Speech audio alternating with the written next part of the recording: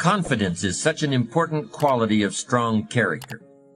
It's really a form of optimism, a certainty that things are going to turn out the way you want, and that you have the power to make that happen. Confidence is also one of the most elusive and misunderstood qualities of a strong character. How do we recognize a confident individual? Is it someone who dresses well, has a firm handshake, a shoe shine, and an intense smile? Perhaps, but more than any other quality, I think confidence is found to a greater degree in what we give to others than in what we have within or about ourselves. The root of the word confidence is the word confide.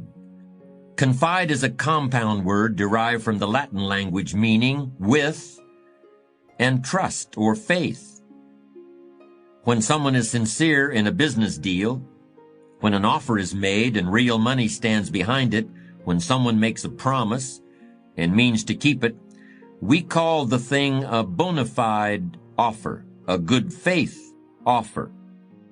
Music played on a top-of-the-line audio system is said to be high fidelity, meaning faithful to the sounds made by the live performer and instrument at the time and place of the recording. At Christmas time, one of the carols many children sing is the old Adeste Fideles, Come all ye faithful, to instill the confidence and good faith of the season. Confidence has to do with inspiring trust, which you can only do by having faith in other people. Confidence enables you to walk into a room full of strangers and converse with anyone without fear. Confidence imparts poise and bearing. It makes the strangers in that room think, here is someone I not only can talk to, here's someone I want to talk to. An ill-at-ease person makes everyone around him ill at ease. Feeling right makes others feel right, and they in turn give back what's inside them, the very confidence that you give out. It's like sounding an A for an orchestra. Every instrument with an A string answers in sympathetic vibration. Confidence is the right note, and other people's confidence is the sympathetic vibration. It's confidence that makes people want to believe what you say to them, want to accept you as you present yourself. But confidence is more than something that passes between two individuals on their way through the day or through their lives. Confidence is the entire basis of social order. It's the foundation of our monetary system. Think about it. The dollar bill says, "In God we trust." We have confidence that the government stands behind the value of the dollar. We are confident that the infrastructure and manufacturing capabilities and market drive of consumers will be there tomorrow as it is today. And we are confident that all things are growing, not fading. And so we buy and sell stocks, trade futures, invest in industry. Consumer confidence gives those goods that confident truckers have driven to market a place to go.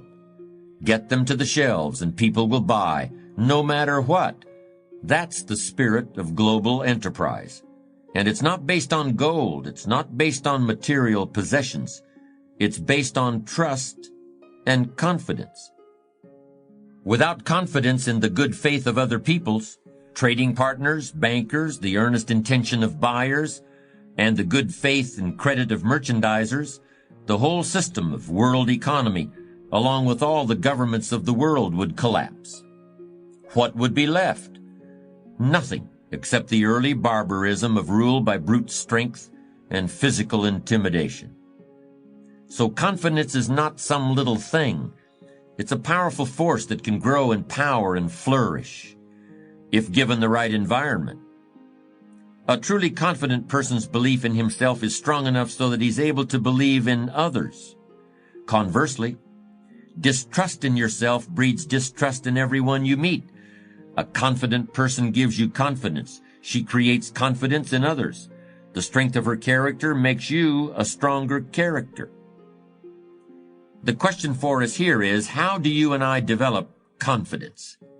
How do I learn to believe in myself so that others will believe in me too? George Washington was the commander of the American Army during our War of Independence from Great Britain. Why did the Continental Congress ask Washington to lead the troops?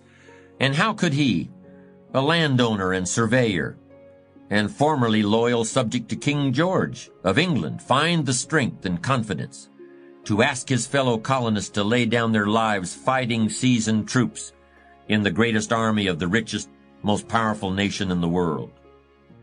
Although Washington was a British subject, his roots were in America. The world he knew and loved, the land which gave him his life, was here, not in England. As a youth, Washington had traveled with the British Army, surveying unmapped territories in the New World, while England fought the French and Indian War. So Washington had first-hand knowledge of both the terrain where he had to fight and of the enemy he would oppose. And because he traveled with the army as a surveyor instead of as an officer, George Washington knew the temper and stuff of the men he would actually have to fight, and understood that with fortitude, patience, and confidence in the justness of the colonial cause, his little army could and would prevail. Largely through his ability to impart his own inner confidence to the men fighting under him, George Washington of Virginia was able to not only win the war against the Redcoats, but also to be called Father of his country. And no amount of historical debunking from his time to now has managed to tarnish the image he has left us. George Washington still inspires confidence, and his face is found on that one piece of paper that has the respect of the entire world, the American dollar bill. And here it's clearly a case of the face inspiring the confidence rather than the number on the bill giving value to the face. All right, you say, all this history makes a fine story. I'm convinced, I want in. But I don't have the strength of George Washington, the faith of Brigham Young, the imagination of Pablo Picasso. Heck, I don't even have a law degree or good connections in the county highway department. How can I achieve this level of belief in myself? I think I can give some very specific answers to your question. Because if you've heard me this far and want to know more, it means I've earned your confidence. And remember, you can't inspire confidence or feel confident in yourself if you can't feel confidence in others. So in a real sense, the first important step has already been taken, and you're already on your way to a new world of confidence. If only we venture just a little further down this path we are standing on, looking ahead together. There are 3 areas which we have to talk about before you're ready to add confidence to the other building blocks of your unshakable character. Those 3 are, first, developing the quality of inspiring confidence by uncovering your own confidence in who you are and how you were raised. Second, seeing how you can derive confidence from that formal education and training you've received and the characteristics of your teachers and mentors. And third, drawing confidence from the challenges and experiences you've had in all areas of your life and the success you've had in dealing with them. Let's look at each one of these areas one by one. First, to grow up at all means that you have certain kinds of vital equipment that are necessary to survive in this tough, technical, highly developed world of ours. Your parents taught you basic skills, how to walk, how to eat, and later feed yourself, and what to eat, and perhaps good manners. You were given a certain amount of physical strength and mental endowments. Maybe you aren't a rocket scientist, but maybe you know how to fix a lawnmower, something many rocket scientists cannot do. Maybe you don't have a degree in accounting, but you can tell a joke so well that a whole room will roar with laughter. What are your strong points? They have to be there or you wouldn't have made it this far. Maybe you can save money. Maybe you know how to find things like somebody's lost contact lenses. Chances are you not only have a personal strength, a gift or talent or real ability, that should be a source of pride and give you real confidence, but it's something you take so for granted that you don't realize what it's worth. We're not talking about what's difficult for you, but about what comes easy. Just because it's easy for you to cut through with a cross-cut saw doesn't mean that it's easy for everybody. Your talent and skill is what you take for granted and maybe don't value enough. Talent isn't hard work. It's what's a snap. Second, if you grew up in this country, you attended school and more than likely have a high school education. Here's another case of almost everybody's got it, and I've got it, so why should I take confidence in my diploma? First of all, not everybody's got that diploma. And second of all, this is one of the few countries in the world where almost everyone can read and write and do math. So we take for granted something that in the backwoods of nowhere would probably qualify you to be president or the king or the big boss. So, boss, don't sell that sheepskin short because you do have it. You wouldn't think of it as nothing if you didn't have one. Also, your teachers, your mentors, who showed you the ropes at the first job or at the new place, they saw something in you that you maybe didn't see yourself. Want to know what that something is exactly? Well, if you can pinpoint what they gave you, what they showed you, you will see yourself through the eyes of that other person, that teacher or mentor or newfound friend. Because what they give you is what they see in you already, invisible to yourself. If they didn't see that you were capable of running that machine, taking that order, landing that account, making that sale just as they were capable, then they wouldn't bother to teach you in the first place. They had confidence in abilities that you may not have known you had. And they shared that confidence with you because you already had the skill. You only needed the sharing.